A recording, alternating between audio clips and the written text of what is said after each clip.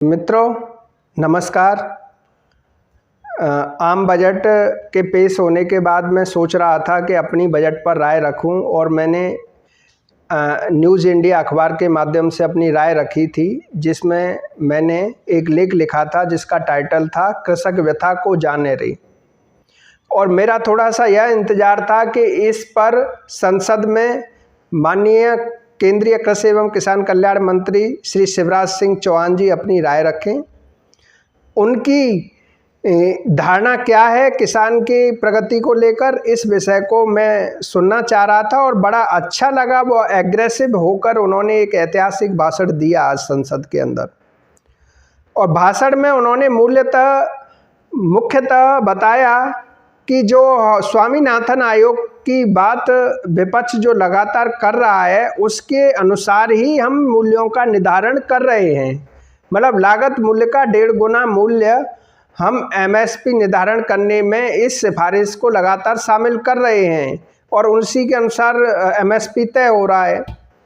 तो उन्होंने विपक्ष को यह भी ध्यान दिलाया कि 2004 में यह मांग उठी थी, 2006 में इसकी रिपोर्ट पेश हुई और उसके बाद जब कांग्रेस यूपीए सरकार रही तो उसने मार्केट में विकृति आ जाएगी यह कहकर स्वामीनाथन आयोग की रिपोर्ट को खारिज कर दिया था।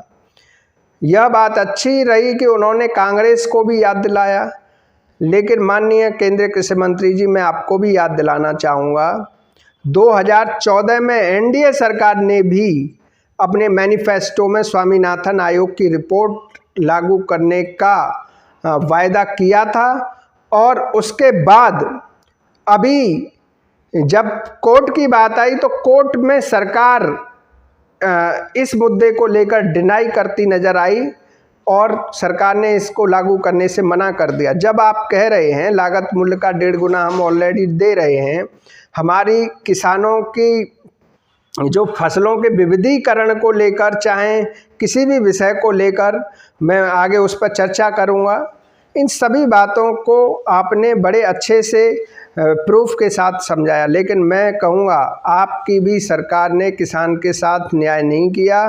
स्वामीनाथन आयोग की रिपोर्ट, जिन डॉक्टर एमएस स्वामीनाथन जी को आपने भारत रत्न दिया है, देश के किसान मसीहा प्रधानमंत्री स्वर्गीय चौधरी चरण सिंह जी को आपने भारत रत्न दिया है, ऐसे समय में किसानों के लिए स्वामीनाथन आयोग की रिपोर्ट लागू करने की ऐतिहासिक आधिकारिक घोषणा उनके लिए बड़े, उनके स्वावलंबन व आगामी प्रगति के लिए ज़रूरी थी।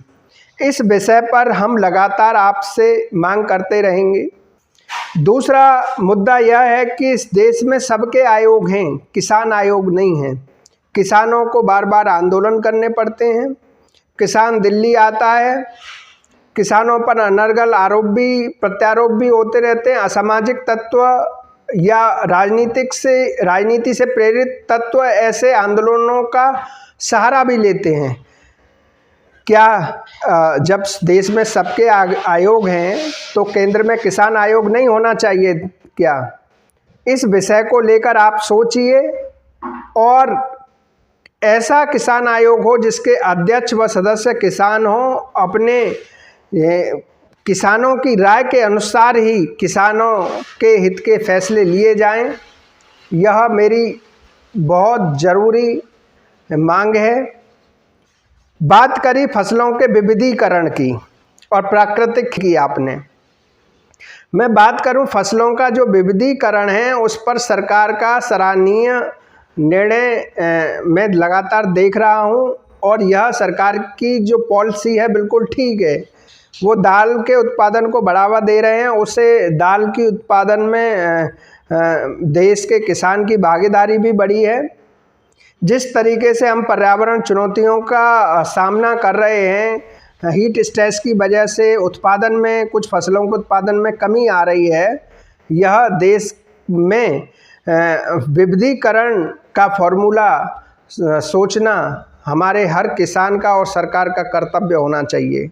रही प्राकृतिक खेती का निर्णय और फोकस सरकार का यह अति प्रशंसनीय विषय है, क्योंकि यह एक इतना बड़ा वैश्विक मुद्दा है प्राकृतिक खेती कि जब हरित क्रांति के समय ज़्यादा उत्पादन करने के चक्कर में किसान ने रसायन का प्रयोग किया, तो वैज्ञानिकों द्वारा, और मैं अभी आचार्य देवव्रत जी के कुमारगंज अयोध्या के कार्यक्रम में, मैं कार्यशाला में जो परामर्श कार्यशाला थी वहाँ था, वहाँ उत्तर प्रदेश के कृषि मंत्री सूर्य प्रताप शाही जी भी मौजूद थे। यह बहुत ही कल्याणकारी मुद्दा है प्राकृतिक खेती। इसके लिए सरकार लगातार अपने जो निर्णय हैं वह लेती रहे।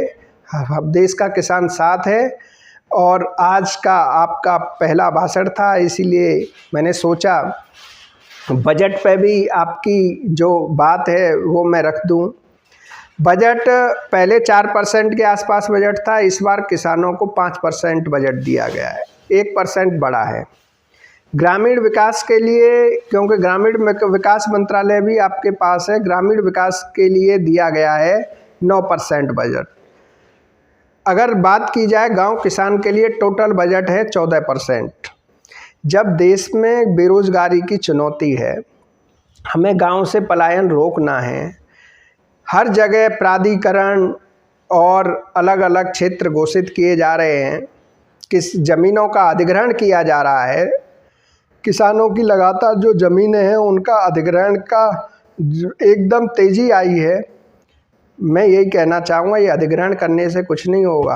आपको गांव बचाने होंगे, गांव को स्मार्ट बनाना होगा। और जो डॉक्टर APJ अब्दुल कलाम जी की जो परिकल्पना थी कि providing rural amenities in rural areas, तो इन सब चीज़ों पर भी सरकार को सोचना चाहिए। और ये 14% गांव किसान को बजट देने से देश विकसित भारत तो नहीं बन सकता।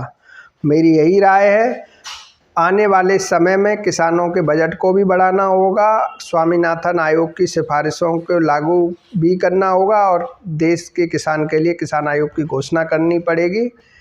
यही मेरी आशाएं हैं आपसे, और लगातार इन विषयों को मैं रखता रहूँगा। जय जवान जय किसान।